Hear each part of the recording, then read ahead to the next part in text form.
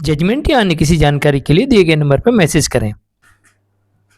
आज के case studies के इस लेक्चर में ऐसे 5 नियम आज आपको मैं बताने वाला हूं। अगर आपने 5 नियम को ध्यानपूर्वक समझ लिया तो ये 5 नियम आपकी किस्मत बदल सकते हैं और पत्नी के हाथ कुछ नहीं लगेगा, ऐसा हो सकता है। और पत्नी के द्वारा किए गए केसेस भी खत्म हो जाएंगे और यहां तक कि जो पत्नी आपको डरा रही है, धमका रही है, उसी के ऊपर केस दर्ज हो जाएगा और फिर पत्नी आपके सामने हाथ जोड़ते हुए निवेदन करते हुए नजर आएगी। बस इन 5 नियम को ध्यानपूर्वक समझ लीजिए। अगर आपकी पत्नी आपके साथ गलत कर रही है, आपके ऊपर झूठे केस कर रही है, झूठे केस करने की धमकी दे रही है और आपके साथ लड़ाई झगड़े कर रही है, आपको डरा धमका रही है, तो ये जानकारी आपके लिए है। जय जिनेंद्र, हूं केस जैन। वीडियो को लाइक और शेयर कर दीजिए और इस तरह जजमेंट्स पाने के लिए दिए गए नंबर पर आप हमें संपर्क कर सकते हैं। चलिए शुरुआत करते हैं। नंबर 1, जब भी पत्नी आपकी डराने लगे, धमकाने लगे, लड़ाई करने लगे, झगड़ा करने लगे, उसके परिवार के लोग भी आपको डराने लगे, झगड़ा करने लगे, मारने लगे, पीटने लगे, बस समझ जाइए अब आपको अपना बचाव करना है। और वहीं से आपको बचाव में सबसे पहला काम करना है, आपके घर में रखा हुआ कीमती सामान, दस्तावेज, सोना, चांदी, इसे आपको सेफ जगह पर रख देना है। ऐसी जगह पर रखना है कि जहां पर पत्नी और उसके परिवार के लोग ना पहुंच पाए। कई केसेस में ऐसा देखा गया है कि जहां पर पत्नी डराने लगती, धमकाने लगती, मारपीट करने लगती, वहां पर आपके घर में रखा हुआ जेवर, सोना, चांदी गायब कर देती है। यहां तक कि आपके प्रॉपर्टी के दस्तावेज, आपके बिजनेस के दस्तावेज, आपके जॉब के दस्तावेज, इन्हें भी पत्नी साथ ले जाती है और फिर लौटाती नहीं है और आप बड़ी परेशानी में फंस जाते हैं। तो सबसे पहले आप अपने कीमती दस्तावेज और साथ में अपना कीमती सोना, चांदी, रुपया, पैसा, इसे आपको सुरक्षित जगह पर, सेफ जगह पर रख देना है, वरना आपकी पत्नी ये ले जा सकती है या उसके घर वाले भी आपके घर से ले जा सकते हैं। अलग अलग केसेस में अलग अलग परिस्थितियां देखेंगे, इसलिए मैंने आपको बताया कि इन चीजों को आप सावधानी पूर्वक सेफ जगह पर रख दीजिए। नंबर 2, पत्नी की सबसे बड़ी ख्वाहिश होती है कि सबसे पहले हम इनके ऊपर केस करेंगे और इनसे एक मोटी रकम मांगेंगे मेंटेनेंस के तौर पर, और ये हमारे सामने गिड़गिड़ाएंगे, झुकेंगे। और दूसरी सोच इसी में ये होती है पत्नी की कि इनके घर में रखा हुआ सोना, चांदी, जेवर वो भी ले जाएंगे और हम अपना भी ले जाएंगे, इसके घर में रखे हुए दस्तावेज, पेपर वगैरह वो भी ले जाएंगे, तो ये हमारे सामने गिड़गिड़ाएंगे।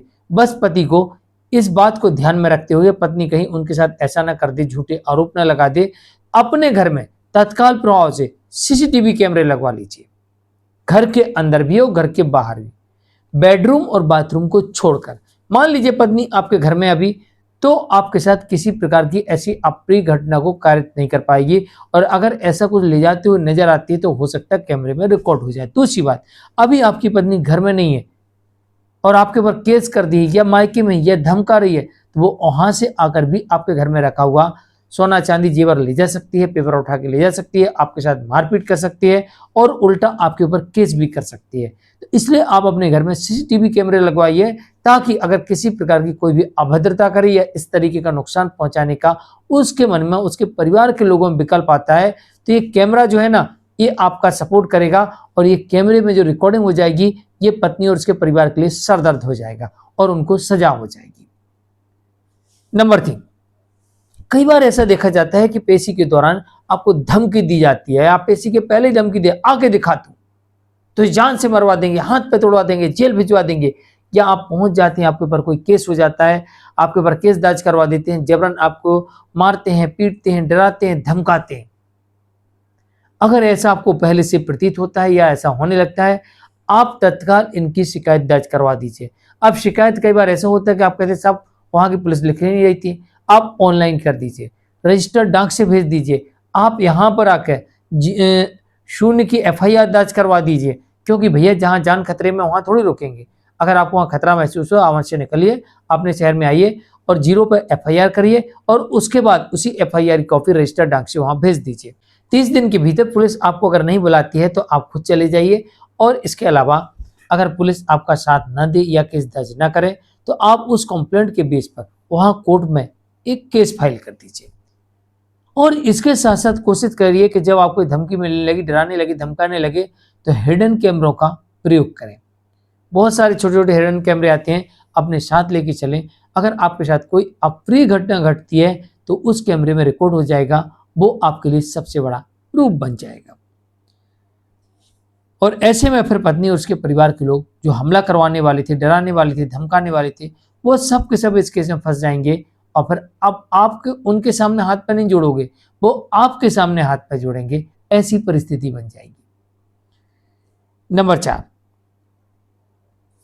केस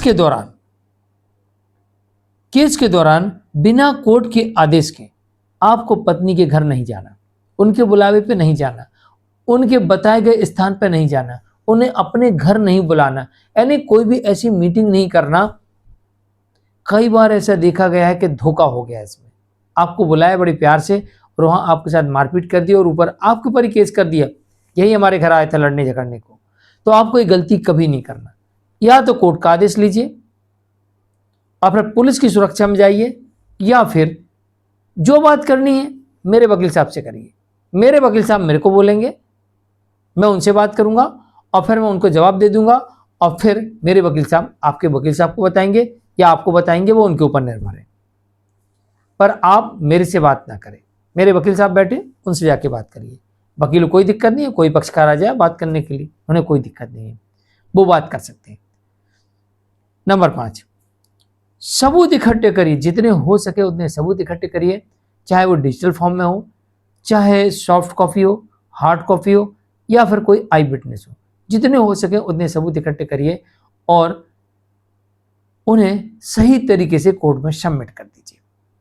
फिर देखिए, झूठे केस करने वाली पत्नी एक दिन आपके सामने हाथ पैर जोड़ती हुई नजर आएगी और ऊपर से उसको कुछ मिलेगा भी नहीं, और साथ ही पत्नी के द्वारा लगाए गए झूठे केसेस भी डिसमिस हो सकते हैं। ऐसा हो सकता है, बस आपको इन 5 नियम को ध्यान में रखना है।